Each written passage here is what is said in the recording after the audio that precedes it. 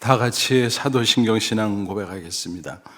전능하사 천지를 만드신 하나님 아버지를 내가 믿사오며 그 외아들 우리 주 예수 그리스도를 믿사오니 이는 성령으로 잉태하사 동정녀 마리에게 나시고 본디오 빌라도에게 고난을 받으사 십자가에 못 박혀 죽으시고 장사한 지 사흘 만에 죽은 자 가운데서 다시 살아나시며 하늘에 오르사 전능하신 하나님 우편에 앉아 계시다가 저리로서 산자와 죽은 자를 심판으로 오시리라.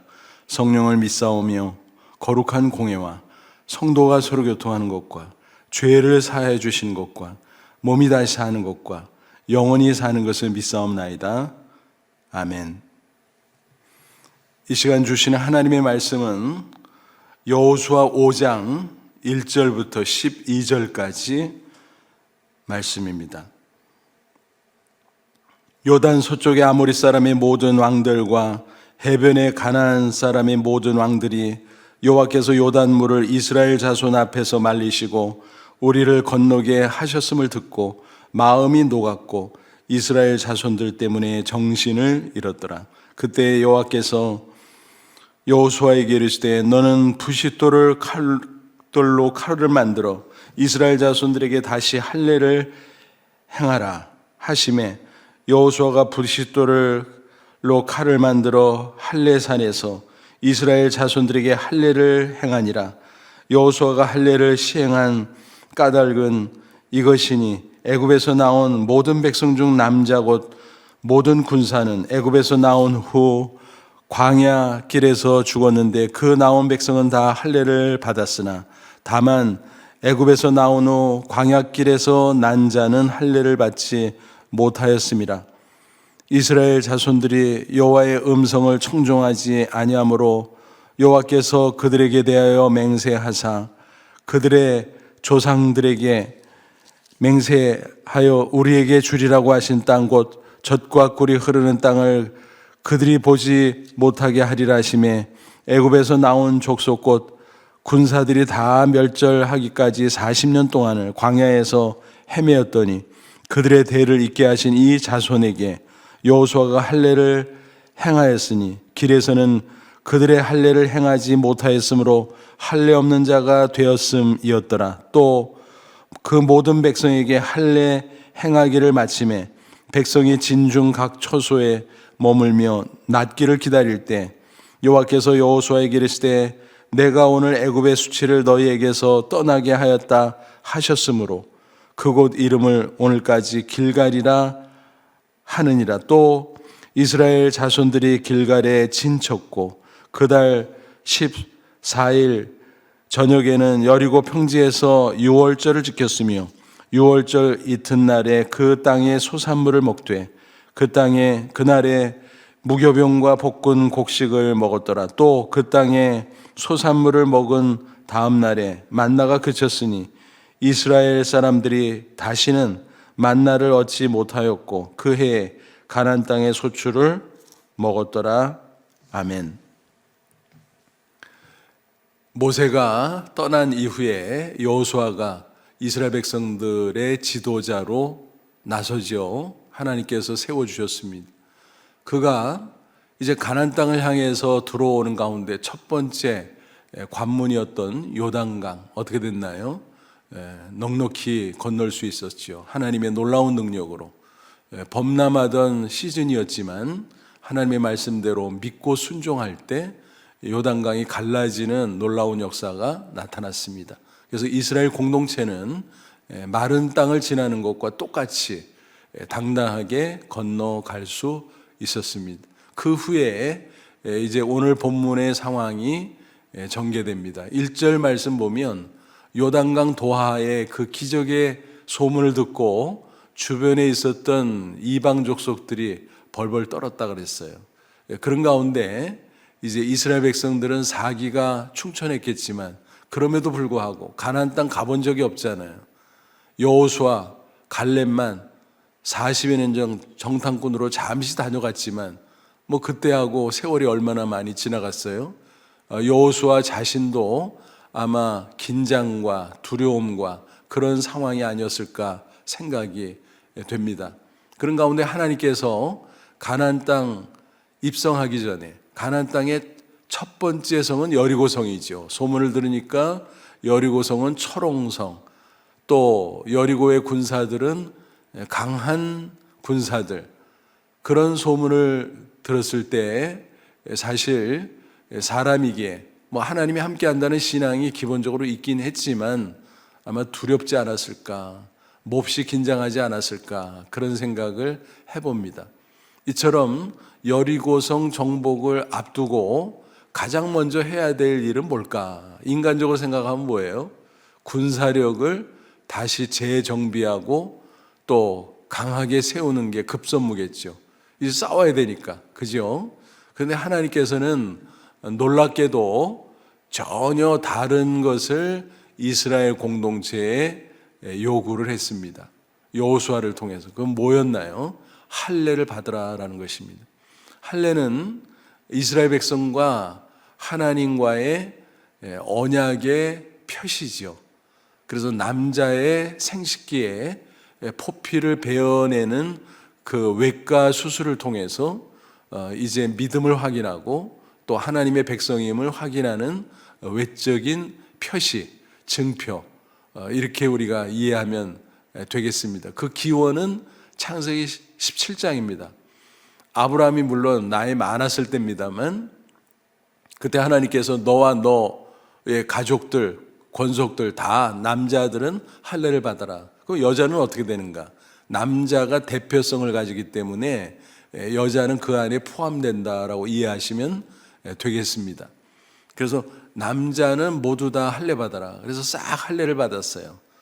그리고 나서 앞으로는 남자아이가 출생하면 8일째 되는 날 할례를 베풀라 그랬습니다. 왜 8일일까? 그것은 여러 가지 의미가 있습니다. 의학적으로는 현대 의학자들이 밝힌 내용에 의하면 그 때가 지혈이 제일 잘 된대요. 그러니까 어린 아기의 포피를 베어내면 당연히 피가 나잖아요. 근데 그 시기가 지혈이 그렇게 잘 된대요. 통증도 많이 느끼질 않고. 그러니까 하나님께서 희한하게 그때를 맞춰서 할례를 베풀라 명령을 하신 거죠. 근데 그보다 영적인 의미가 있습니다. 신앙 안에서. 뭘까요? 8은 7 플러스 1입니다. 7은 뭐예요? 하나님께서 우주 만물을 창조하시고 한 주간의 사이클을 7일로 정하셨잖아요. 그래서 7일째 모든 우주 만물을 6일까지 창조하시고 나서 안식하셨다 그랬죠. 그래서 7일이거든요. 한 주간 사이클. 그리고 플러스 1, 그게 8일째죠. 그래서 새로운 시작을 의미하는 영적 의미를 가지고 있다라고 하는 사실입니다. 그러니까 뭔가요? 육신의 삶을 살던 또 죄인의 모습으로 살던 옛사람을 벗어버리고 새 사람으로 거듭난다. 새 사람으로 새로운 인생을 출발한다. 그런 영적인 의미가 있는 것입니다. 그래서 아브라함과 그 후손들은 대대로 할례를 받게 되었다라는 것입니다. 그런데 이스라엘 백성들이 출애굽하고 광야 생활을 했잖아요. 그래서 광야 40년 동안은 사실은 계속 이동하는 일이 있었어요. 어떤 때는 보따리를 풀었다가 또 금세 다시 보따리를 싸고 움직이는 이런 식의 이동이 있었습니다. 한 군데 물론 오래 머무는 경우도 없진 않았어요. 그러나 기본적으로 이동하고 계속 이동을 해야 되니까 이 할례를 받으려면은 최소한 외과 수술이니까 피가 나고 또 지혈이 되고 상처가 아물고 그런 기간 동안 통증과 더불어 며칠을 끙끙거릴 수밖에 없습니다. 그런데 이동해야 되죠. 또 이동 간에 또 외부에 공격이 있을 수도 있어요. 그러니까는 할례를 받을 상황이 안 됐다라는 것입니다. 그래서 40년 동안 광야에서 태어난 사람들은 할례를 받지 못했다라는 것입니다. 출애굽한 1세대는 또 불신앙으로 다 광야에서 죽었잖아요. 그러니까 지금 남아서 여호수아 갈렙의 지도를 받고 이제 가나안 땅 정복에 나서는 백성들 가운데서는 할례 받은 자가 없었던 것입니다. 그래서 하나님께서 먼저 할례를 받아라. 그러니까 인간적으로 보면 군사력을 정비하고 이제 여리고성 정복 전쟁을 잘 그 태세를 갖춰야 되는데 하나님은 그거보다 더 급하고 중요한 게 있다. 최우선순위라는 거예요. 그거는 바로 뭐냐면 하나님과의 관계를 재정립하라는 것입니다. 물론 이스라엘 백성들은 하나님을 믿고 지금까지 광야를 이제 거쳐왔어요. 하지만 이제 다시 한번 가나안 땅에 들어가기 전에 신앙을 재정립하라는 것입니다. 정말 너희들이 나를 믿느냐? 나를 주인으로 삼느냐? 그러면 내가 너희들을 하나님의 백성으로 인정한다. 그러니 그 믿음의 언약을 정확하게 확인하고 표시하자. 그게 할례니까 그 할례 전통을 너희들이 다시 이어가야 된다. 그래서 할례를 명령했다라고 하는 사실입니다. 근데 사실 그게 위험천만한이죠. 방금 전에 말씀을 드린 것처럼 할례는 외과 수술이고 피가 나죠. 지혈이 되는 과정이 있죠. 통증이 또 아물어야 되죠. 이런 긴 시간, 최소한 며칠 이상일 텐데 그 기간 동안에 혹시라도 이 가나안 족속들이 공격을 해오면 어떻게 됩니까? 이스라엘의 소문을 듣고 이스라엘 백성들이 우리를 쳐들어온다. 우리가 선제 공격하자. 동태를 살펴서 야 쟤들이 뭐 할례나 뭐래나 그걸 받고 낑낑거리고 있댄다. 다 누워 있댄다. 그러면 이때가 찬스다. 가서 치자. 뭐 이러면은 큰일 나잖아요. 다 죽임을 당할 수밖에 없잖아요. 멸절당하잖아요. 큰일이죠. 하지만 하나님이 그거 생각 안 하고 명령하시겠습니까? 우리가 기본적으로 중요한 것은 하나님을 신실한 분으로 믿고 따르면 우리가 하나님의 말씀에 순종해야 됩니다. 또 우리가 순종하면 하나님께서 모든 것을 다 책임져 주세요. 그래서 그들에게 할례를 명하셨다면 인간적으로 우려하는 그런 것들을 하나님이 다 제거해 주시고 승리를 보장해 주신다라는 것입니다. 아니나 다를까 그들이 할례를 순종함으로 시행을 했어요. 그러니까 며칠 동안 끙끙거렸겠죠. 근데 그때 가나안 족속, 뭐 주변의 이방 족속이 꼼짝하지 않고 이스라엘을 공격하지 못했다라는 것입니다. 1절에서 우리가 보는 것처럼 그 소문을 듣고 요단강 건넌 게 보통 일이에요. 엄청난 하나님의 능력의 역사예요. 기적의 역사죠. 야, 어떻게 그런 일이 있을 수 있냐. 지금 추수기에 범람하는 시즌인데 아니 그렇게 범람하는 요단강을 그 많은 인원이 걸어왔다고? 건너와서 완전히 이쪽으로 오고 있다고? 그들은 깜짝 놀랄 수밖에 없는 거죠. 그래서 여호와 하나님의 역사라는 것을 소문을 듣고 야, 여호와가 함께하는 이스라엘 우리가 당해내겠나? 그러면서 두려워하고 떨고 있었다라는 거죠. 그래서 할례를 받은 그 기간 동안에도 전혀 문제가 없었다라고 하는 사실입니다. 그래서 그들은 가나안 땅에 들어가기 전에 먼저 할례를 받았다. 이게 오늘 말씀의 핵심 내용입니다. 그러면 하나님께서 구체적으로 왜 할례를 시행하게 했는가? 이미 말씀드렸어요. 하나님과 이스라엘 백성의 언약 관계, 믿음의 언약 관계의 외적인 표시라는 것입니다. 그래서 새 사람이, 옛 사람이 변해서 새 사람이 되는 그것을 뭐라 그래요? 우리가 교리적인 용어로 중생한다 그러죠. 거듭난다 그러죠. 그래서 우리가 육적으로 출생하는데 인간은 아담 이후에 모든 인간이 한 사람의 의도 없이 원죄를 가지고 태어난 죄인이죠. 이게 죄의 경향이에요. 그리고 태어나서 살아가면서 마음속의 생각과 언행으로 스스로 그 죄성의 영향으로 죄를 짓죠. 그걸 자범죄라 그러죠. 그러니까 모든 인간은 원죄와 자범죄를 가지고 있다라고 하는 사실입니다. 그러니까 옛사람, 육적으로 출생하고 그냥 살아가는 옛사람은 이 죄인이고 죄악 가운데 살 수밖에 없다는 것입니다. 그래서 세상에 물들고 사탄에게 유혹을 받고 범죄하고 타락하고 이게 옛사람의 모습일 수밖에 없다는 것입니다. 그래서 예수 그리스도의 십자가 대속의 은혜 가운데 구약시대는 십자가 대속의 예표로서 속죄 제사가 있었죠. 그게 서로 연결되는 거죠. 그 대속의 은혜 가운데서 새 사람으로 변화되는 것입니다. 죄와 사망에서 구원받고 이제 그 영혼이 거듭나고 중생함으로 새 사람이 되는 것이요. 그래서 할례는 뭐냐? 옛사람이 새 사람이 되는 것을 가시적으로 외적으로 표시해 주는 증표다라고 하는 것입니다. 그래서 이스라엘 백성들은 할례 의식을 통해서 믿음을 확인하고 하나님과의 언약을 확인하고 하나님의 백성으로 분명하게 인정받게 되었다라고 하는 사실입니다. 그래서 할례를 받고 이제 가나안 땅에 들어가게 한 거죠. 이 할례는 오늘 우리 신약 성도들에게는 어떤 의미가 있을까요? 우리는 위생적인 측면에서 어린 아이들에게 그런 수술을 시켜주는 경우가 있습니다만 어떤 신앙적인 의미에서 하지는 않죠. 우리 신약제를 하는 우리로서는. 그럼 우리는 구약 성경에 기록된 할례가 나에게 어떤 의미가 있느냐? 그 영적인 의미를 받아들이면서 또 실제적으로는 신약 시대의 세례와 연결이 됩니다.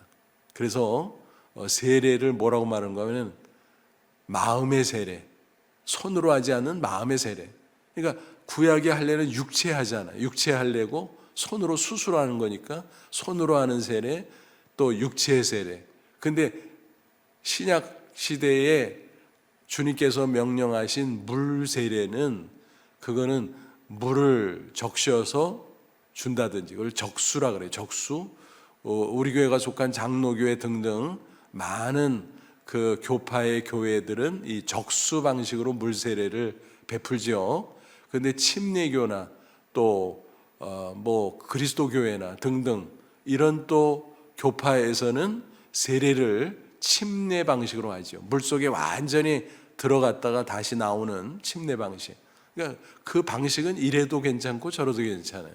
근데 세례가 가지고 있는 의미를 그 적수 방식과 침례 방식이 각각 우리에게 알려주고 있죠. 설명해주고 있죠. 적수는 뭐예요? 물을 축여서 씻는 그런 상징적 의미를 가지죠. 그래서 죄 씻음. 그리고 침례는 뭐예요? 물속에 들어갔다가 다시 나오니까 뭐예요? 옛사람은 죽고 새 사람으로 거듭나고. 그래서 중생의 의미가 있죠. 그래서 세례는 두 가지 의미가 다 있는 거예요.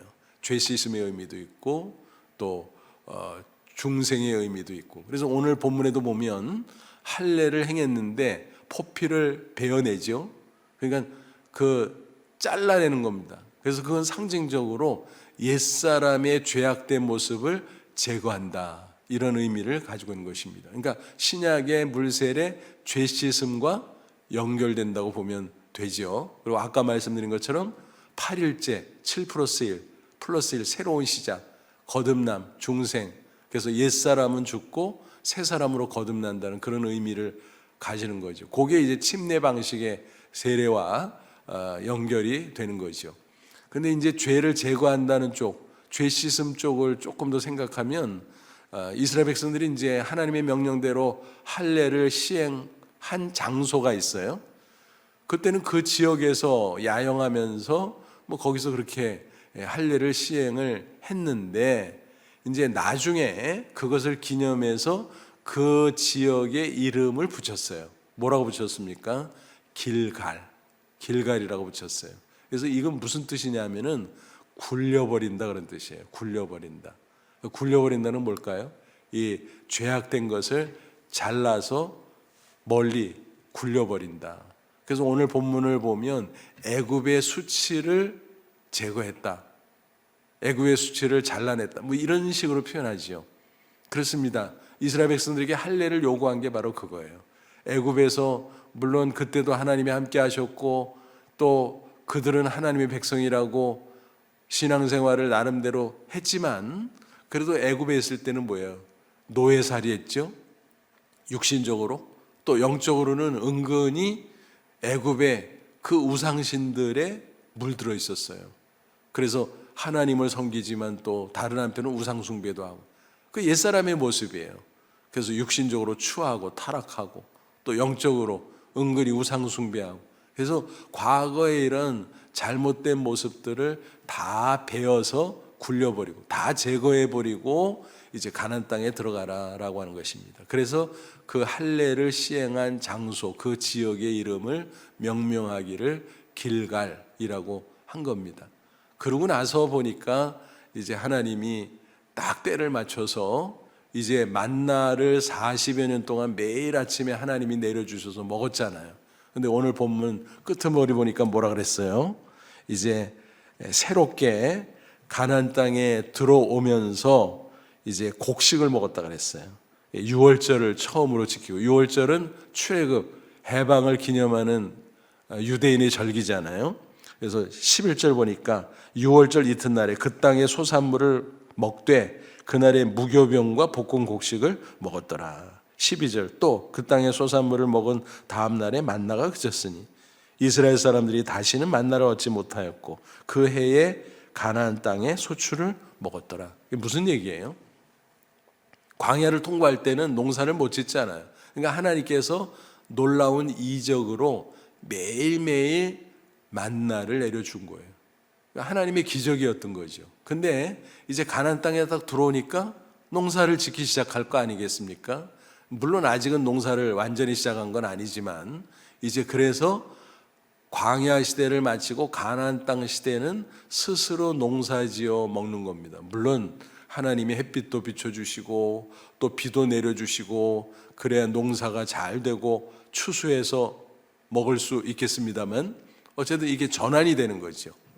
그래서 만나라고 하는 특별한 이적, 특별 은혜에서 이제 스스로 농사를 지어 먹는 하나님의 그 햇빛을 내려주시고 비를 내려주시는 이 은혜 가운데, 일반 은혜. 그래서 그것을 전환시키는 거죠. 그래서 평시에는 사실은 일반 은혜가 굉장히 중요한 것입니다. 그래서 하나님이 우주 만물을 창조하시고 자연 법칙을 두셨는데 그대로 우리가 따르고 또 우리가 수고도 하고 그러면서 하나님이 주시는 귀한 것들을 먹고 마시고 생존하고, 이게 일반 은혜거든요. 그래서 특별 은혜에서 일반 은혜로 전환되는 그 모습도 오늘 본문에서 볼 수가 있습니다. 어쨌든 하나님께서는 여리고성 정복 직전, 다시 말해서 가나안 땅에 본격적으로 들어가기 직전에 이제 그들에게 영적인 준비를 시켰다라는 것입니다. 그래서 옛사람을 벗어버리고 새 사람이 되라.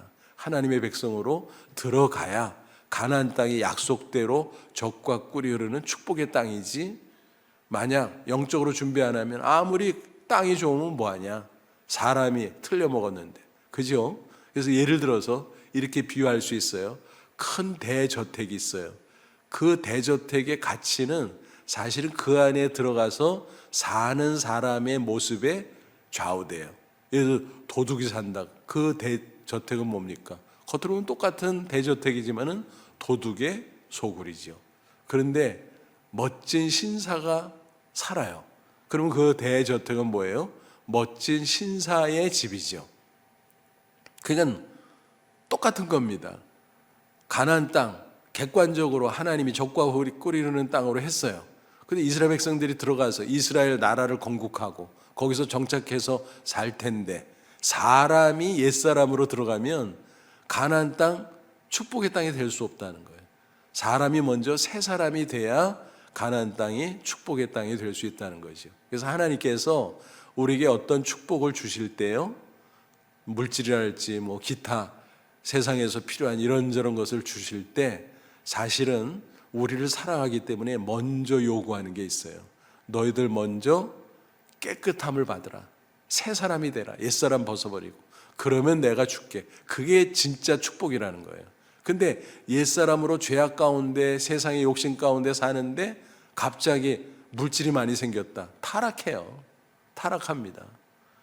벼락부자가 되면 벼락으로 타락해요. 그런 거거든요. 그래서 사람이 먼저 변하는 게 우선이다. 그 다음에 하나님이 이것도 주시고 저것도 주시고 그럴 때 그게 진정한 축복이 될 수 있다는 거죠. 또 한 가지 비유적으로 이런 얘기를 나눠보면 아마 이해가 더 잘 될지 몰라요. 엄마가 이제 마켓 가가지고 뭐 이건저건 뭐 음식거리들을 많이 사왔어요. 맛있는 것도 많이 사오고. 그래서 이렇게 양손에 들고 오는데 놀이터에서 아이가 놀고 있는 거예요. 엄마하고 눈이 마주쳤어요. 엄마! 근데 엄마가 양손에 자기가 먹고 싶은 좋은 음식거리들을 잔뜩 갖고 있는 거예요. 그래서 엄마 나 그거 줘. 그때 엄마가 뭐라 그럴까요? 주나요? 아니요. 안 돼. 왜 안 되나요? 놀이터에서 노느라고 그냥 뭐 손이고 뭐고 그냥 다 지저분해요. 근데 어떻게 주겠습니까? 그러니까 너 빨리 들어가서 너 세수하고 와. 그러면은 엄마가 이거 줄게. 그거죠. 그러니까 깨끗하지 않으면 주고 싶어도 줄 수 없다라는 거예요. 그래서 가나안 땅 들어가기 전에 왜 여리고성 정복하는데 그 시급한 상황, 위중한 상황에서 군사력 준비하고 뭐 이런 거보다도 왜 하나님께서 야 할례부터 받아라 말씀했을까? 사람이 바뀌는 게 우선이라는 거예요. 그래서 우리가 금년 새해 접어들어서 서로 축복하면서 인사하잖아요. 새해 복 많이 받으세요. 복 많이 받으세요. 뭐 세상에서 물질 많아지고 성공하고 그런 뜻으로 우리가 복 많이 받으세요 그런다고 하면은 그거는 사실은 절반밖에 안 됩니다. 새 사람이 돼야 돼요. 새 사람이 되고 하나님이 주시는 것들이 우리에게 주어질 때 그게 진짜 축복인 거지. 내가 새 사람이 되지 않고 뭐 이것저것 성공하고 뭐 이런저런 것들을 성취하고 소유하고 그래봤자 그게 진짜 축복이 될 수는 없다라고 하는 사실입니다. 그래서 아무쪼록 가나안 땅을 본격적으로 정복하기 전에 길갈에서 왜 하나님은 그 위중한 상황에서 할례를 받게 하셨을까? 그 의미를 마음속에 새기면서 먼저 새해 벽두에 옛사람을 벗어버리고 새 사람으로 변화되는 저와 여러분 되시기 바랍니다. 이미 우리는 믿었고 이미 우리는 거듭났고 이미 우리는 세례를 받았을지라도 또 계속 변화되는 게 중요합니다. 그래서 말씀과 기도 가운데 또 새로워지고 또 새로워지고 그래서 새 사람이 되어서 하나님이 주시는 놀라운 은혜들을 누림으로 진정으로 복된 2025년 될 수 있기를 주님의 이름으로 축원합니다. 기도하겠습니다. 하나님 아버지 고맙고 감사합니다. 이스라엘 백성들이 출애굽 광야 시대를 마치고 이제 가나안 땅에 입성하는 과정을 우리가 말씀을 통해서 살펴보고 있습니다. 요단강 건넜고 이제 가나안 땅의 첫 성인 여리고성을 정복해야 되는 그 상황에서 하나님이 할례를 요구한 그 영적인 의미를 깨닫게 됨을 진심으로 감사합니다. 우리도 옛사람을 벗어버리고 날마다 새 사람으로 변화될 수 있도록 도와주옵소서. 말씀 안에서 내 자신의 모든 것을 비추어 보고 죄를 회개하고 구습을 던져버리고 새 사람, 새로운 삶의 모습으로 변화될 수 있도록 도와 주시옵소서. 그래서 새 사람의 새 그릇을 준비함으로 하나님이 부어주시는 놀라운 은혜가 우리에게 진정한 축복이 되고 2025년 한 해 동안도 하나님의 놀라운 축복을 경험하는 저희들이 될 수 있도록 도와주시기 원합니다. 우리의 기도 제목도 하나하나 응답해 주옵소서. 우리의 영도육도 강건하게 하시고 우리 가정 두루 평안하게 하시고 온 가족 믿음으로 사랑으로 하나 되게 하옵소서. 특별히 믿지 않은 우리 가족들도 있습니다. 신앙이 미성숙한 가족들도 있습니다. 이 한 해 동안 우리가 간절히 기도합니다.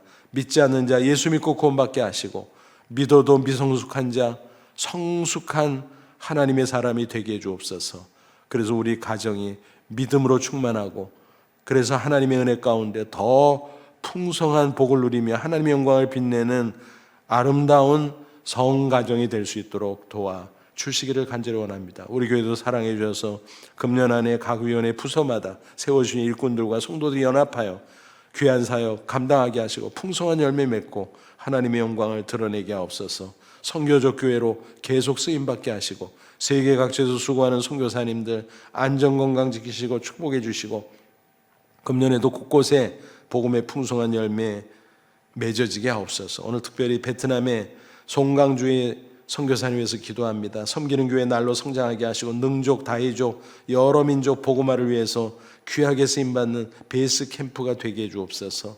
또 효과적 선교를 위해서 회사 설립하는 문제가 있습니다. 비자 발급도 순조롭게 해주시기를 원합니다. 타오 형제 예수님을 인격적으로 만나게 하시고 또 베트남어 진보를 통해서 마음껏 많은 사람을 만나고 복음을 증거할 수 있도록 역사해 주옵소서. 또 시은, 가은, 희 귀한 딸들의 가정과 또 또 직장과 범사도 지키시고 막내의 결혼도 순조롭게 인도해 주시기를 간절히 원합니다.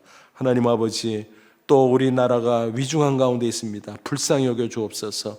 혼란을 하나님께서 정리해 주시고 오직 하나님만 경외하며 온 국민이 서로 사랑하며 통합된 모습으로 이 역사 앞에 하나님의 영광을 빛내며 또 세계 복음화의 주역으로 쓰임받을 수 있도록 역사해 주옵소서. 한국교회가 더욱더 새로워져서 이 일에 앞장설 수 있도록 역사해 주시옵소서. 이 모든 기도 다 들어주실 것을 믿사옵고 예수님의 이름으로 기도하옵나이다. 아멘. 하늘에 계신 우리 아버지여, 이름이 거룩히 여김을 받으시오며 나라의 마옵시며 뜻이 하늘에서 이룬 것 같이 땅에서도 이루어지이다. 오늘날 우리에게 일용할 양식을 주옵시고 우리가 우리에게 죄진 자를 사해 준 것 같이 우리 죄를 사해 주옵시고 우리를 시험에 들게 하지 마옵시고 다만 악에서 구하옵소서. 대개 나라와 권세와 영광이 아버지께 영원히 있사옵나이다. 아멘.